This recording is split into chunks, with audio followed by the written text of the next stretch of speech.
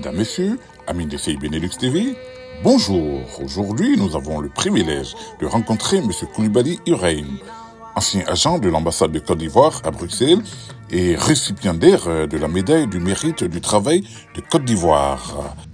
Dans cet entretien qu'il a bien voulu nous accorder ce samedi 23 juin 2024 à son domicile, nous allons plonger dans son parcours exceptionnel et découvrir les moments clés qui ont marqué sa carrière au sein de l'ambassade de Côte d'Ivoire à Bruxelles. Merci de nous suivre. Monsieur Koulibaly, encore une fois, merci de nous recevoir chez vous.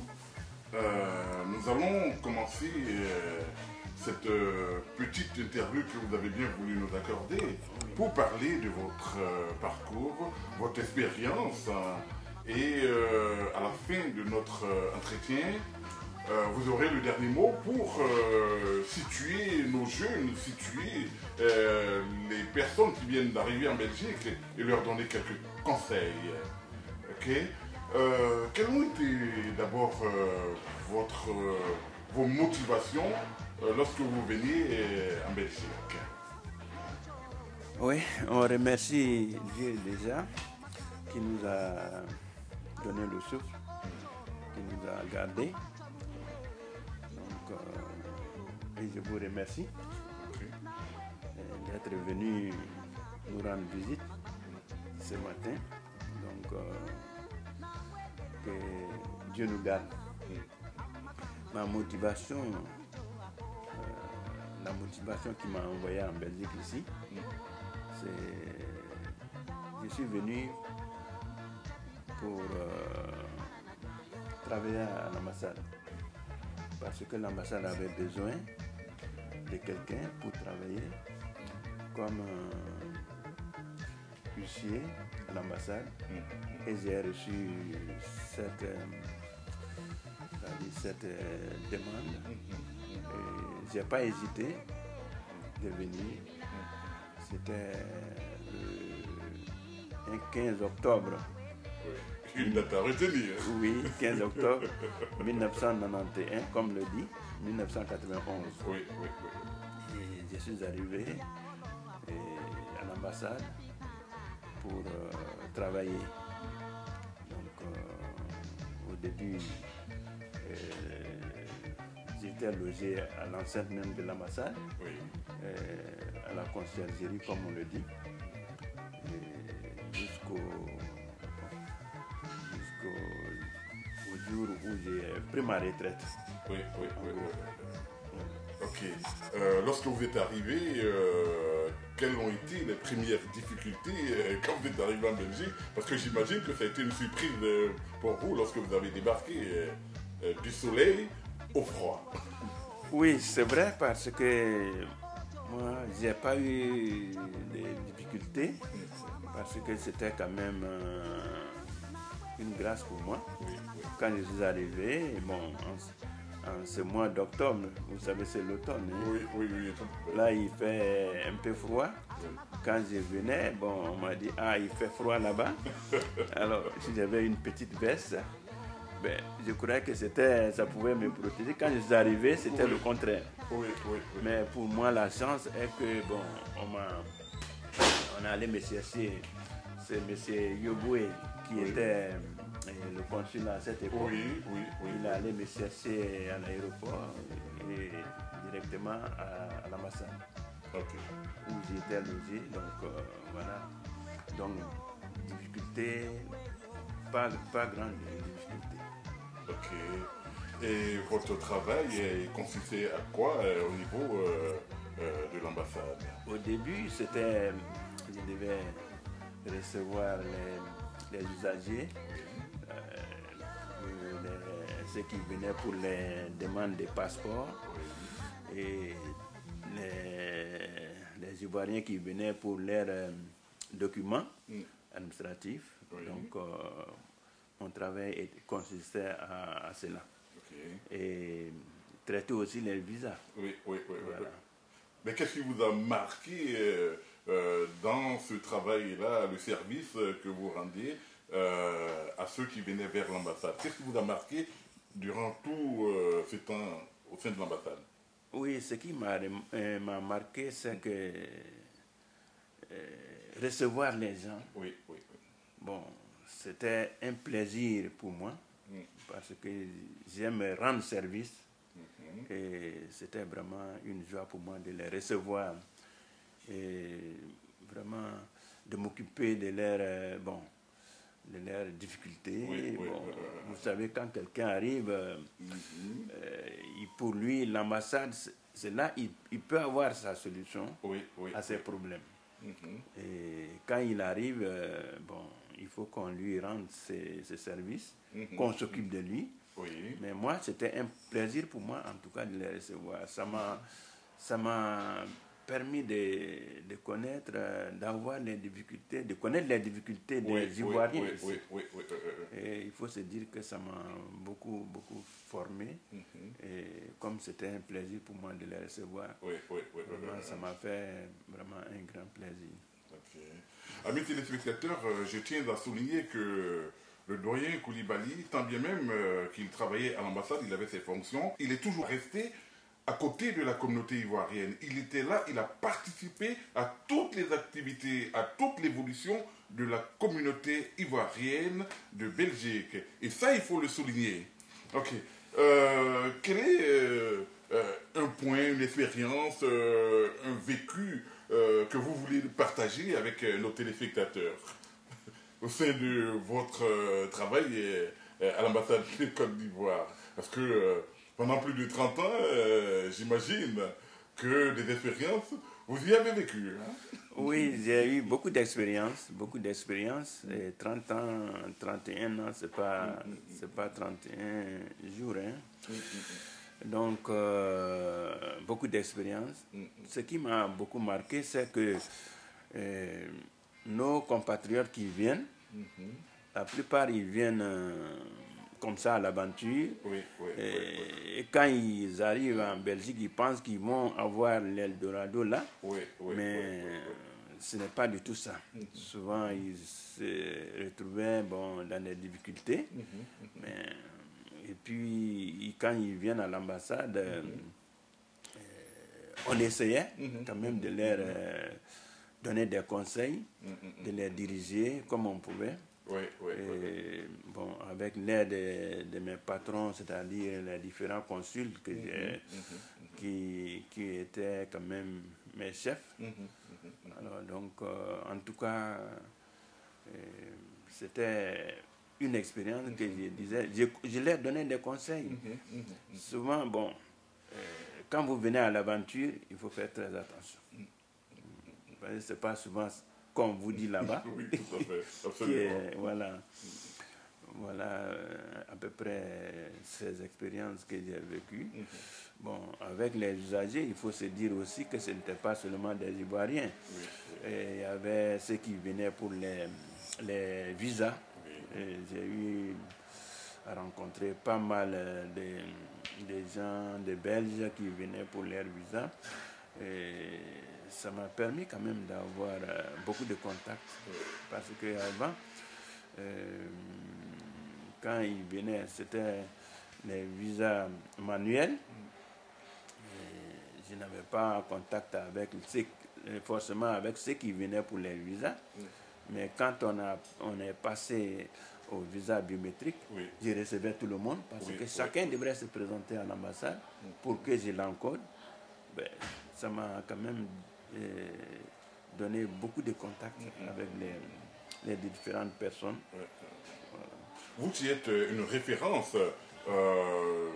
au sein de l'ambassade de Côte d'Ivoire et au sein de la communauté ivoirienne de Belgique. Comment avez-vous vu l'évolution de l'ambassade depuis le temps de M. Yoboué?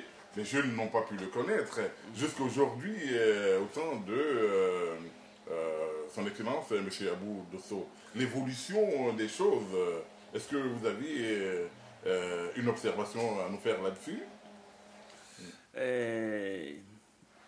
Il y a beaucoup d'évolution. Dans toutes choses, on évolue ou bien on régresse. Mais il y a eu beaucoup d'évolution. Ce n'est pas parce que ceux qui sont passés étaient... Mais ils ont évolué avec leur situation, leur temps. Mais il faut se dire que tout le monde à l'ambassade était quand même à jouer son rôle. Mais avec l'ambassadeur Abou Dosso, c'est un homme, je le dis ici, qui a essayé, qui essaye de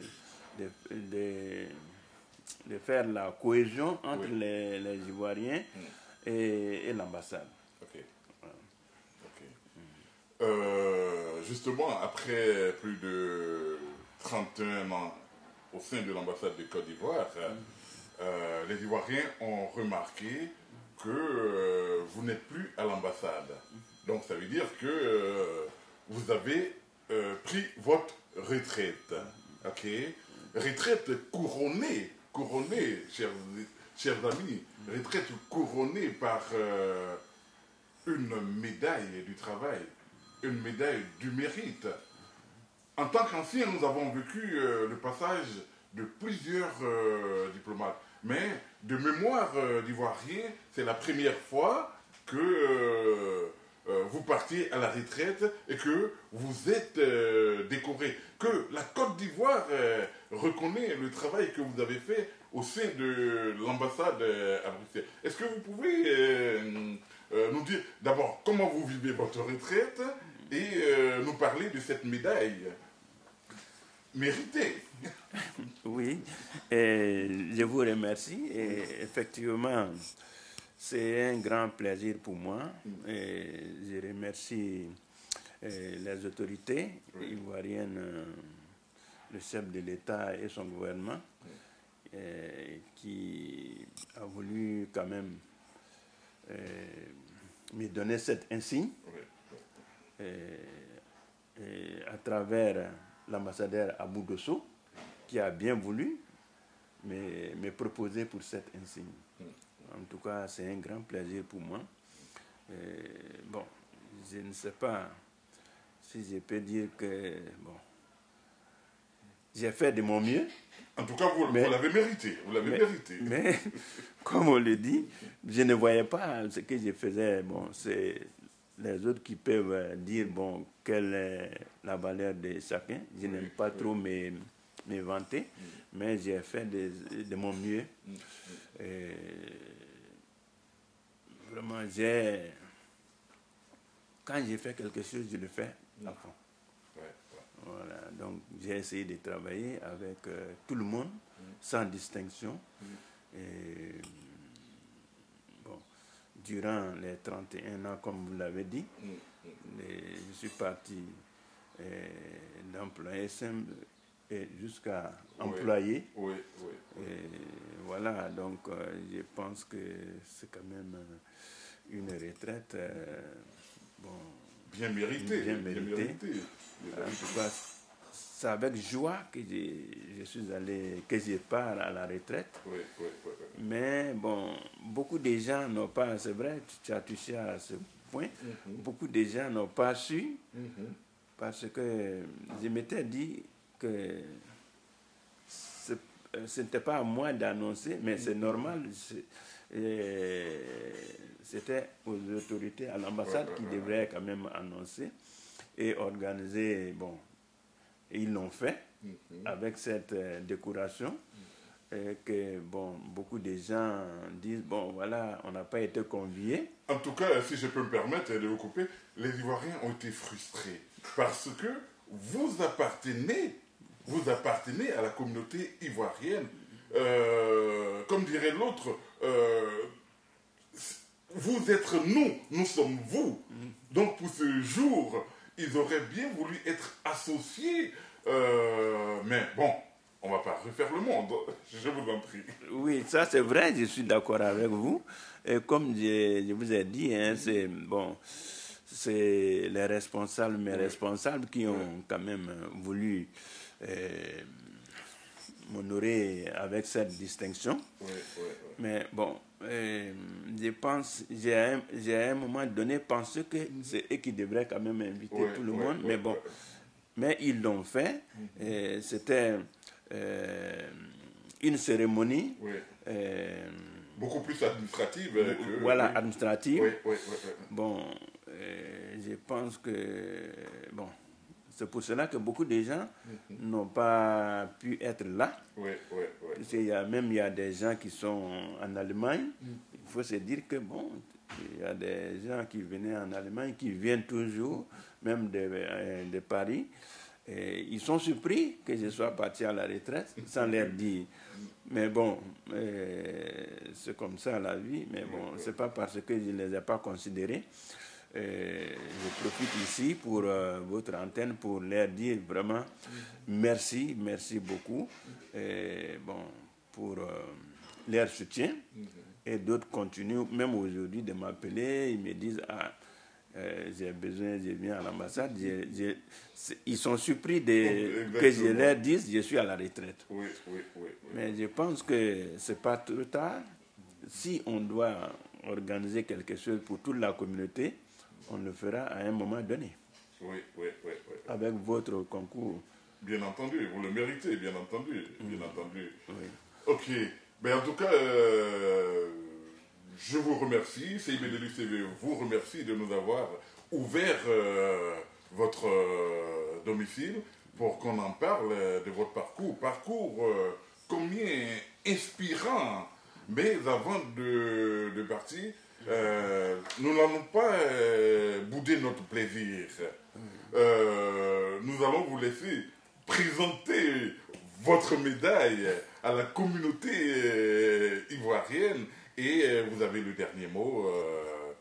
Je vous remercie en tout cas. Merci et bonne retraite. Voilà.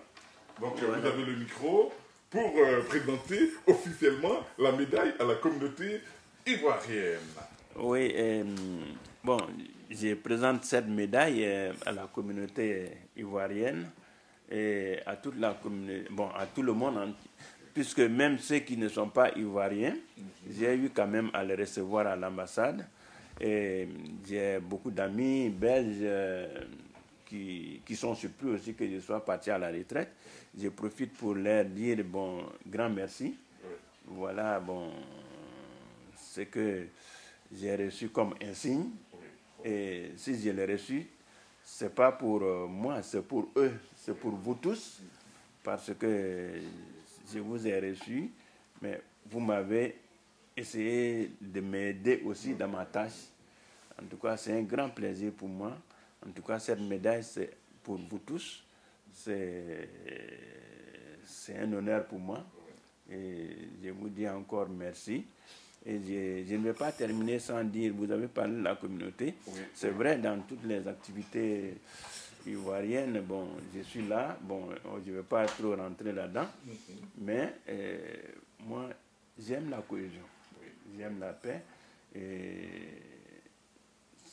d'ailleurs, c'est ce qui, souvent, tu peux le remarquer dans toutes les activités, bon, je veux qu'on soit unis. Oui. La Côte d'Ivoire, c'est pour nous tous. Il faut qu'on soit unis et pas de distinction des races, des politiques ou des religions. On doit être unis. Et ce que je voulais dire aussi, ceux qui viennent d'arriver, qu'ils s'approchent des anciens pour avoir beaucoup d'expérience. Puisque l'Europe, c'est pas comme avant. Avant encore, c'était encore bon, mais aujourd'hui, c'est pas facile. J'ai eu à recevoir des gens même qui renonçaient souvent à leur identité parce qu'ils voulaient le faire pour avoir des papiers. Et je leur ai toujours dit, ce n'est pas ça la solution.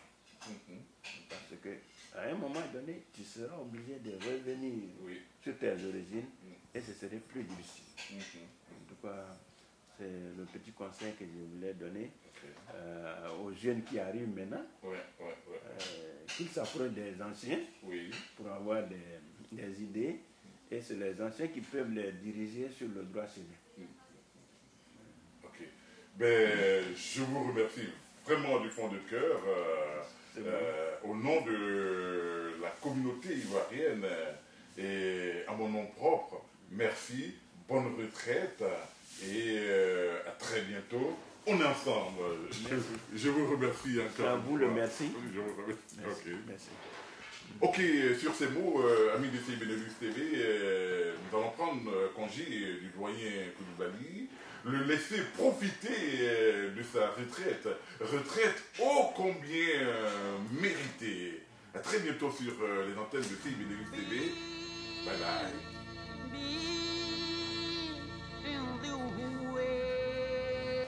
Amis de CIBC Benelux TV, juste après avoir eu la chance et l'honneur d'être reçu par le doyen Coulibaly, nous partions de chez lui lorsque nous croisions son fils.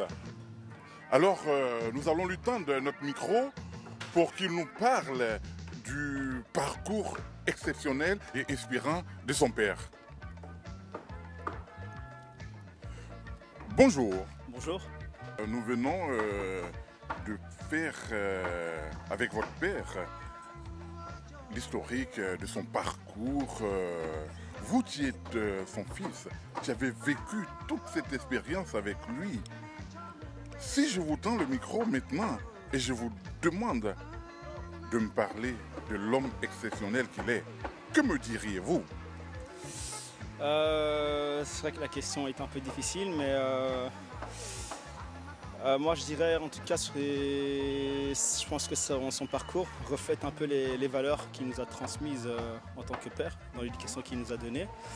Et c'est surtout être au service des gens, d'avoir la main ouverte et le cœur ouvert et la porte ouverte.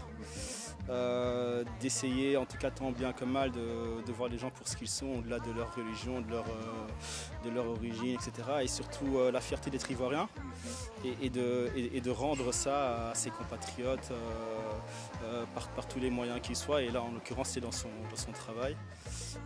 Donc c'est un peu ça, oui, des valeurs de générosité et d'aimer l'être humain en fait. Vous avez tout dit dans cette conclusion. Aimer l'être humain. Telle est une valeur du doyen Coulibaly. À très bientôt sur les antennes de CIBC Benelux TV. Et encore merci. Merci.